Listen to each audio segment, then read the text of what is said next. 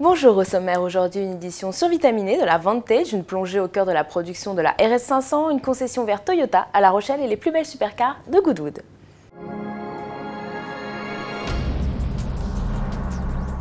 Aston Martin a dévoilé hier une édition spéciale de la Vantage V8, la N420. Cette Vantage s'inspire de la N400, une première série spéciale dédiée à la participation d'Aston Martin aux 24 heures du Nürburgring en 2006.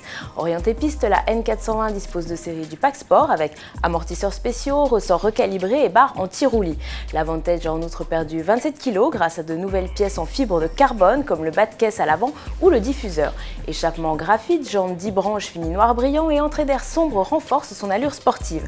Alors si la N420 a conservé le bloc V8 4,7 litres de 420 chevaux de la Vantage, elle gagne de nouvelles teintes de carrosserie du vert Kermit au jaune rose. Deux boîtes 6 rapports, manuelles ou sportives sont disponibles. La Vantage V8 N420 sera commercialisée en août pour un peu plus de 116 000 €. La production de la Focus RS500 est lancée et Ford nous invite à une petite visite sur la chaîne de production de son usine de Saarlouis en Allemagne.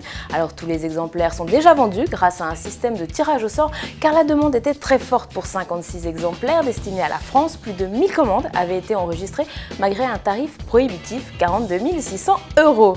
Sous le capot, on retrouve le moteur 5 cylindres 2,5 litres turbo de la Focus RS poussé à 350 chevaux. Autre signe distinctif de cette RS500, sa teinte de carrosserie noir mat qui contraste avec une sellerie rouge flamboyant. Si pour un constructeur polluer moins passe par une réduction des émissions de CO2 des véhicules, des progrès peuvent également être réalisés sur les sites de production et de vente. Toyota a ainsi inauguré à Étré, près de La Rochelle en Vendée, sa première éco-concession européenne. Récupération de l'eau de pluie qui couvre 70% des besoins en eau du site, structure en pin des Landes, neutre en carbone ou panneaux photovoltaïques, cette concession de plus de 5000 m² se veut la première pierre d'une nouvelle stratégie immobilière éco-responsable chez Toyota. Goodwood, c'est fini, mais pour rêver encore un peu, voici des images des plus belles supercars qui ont foulé la piste le week-end dernier.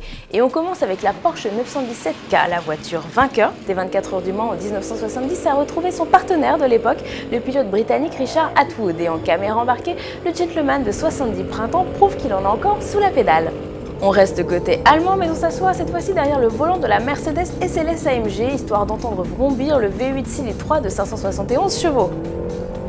Et aux côtés de la nouvelle Gullwing, sur la ligne de départ du Supercar Run se trouve également la McLaren MP4 12C en première mondiale et la Ferrari 458 Italia.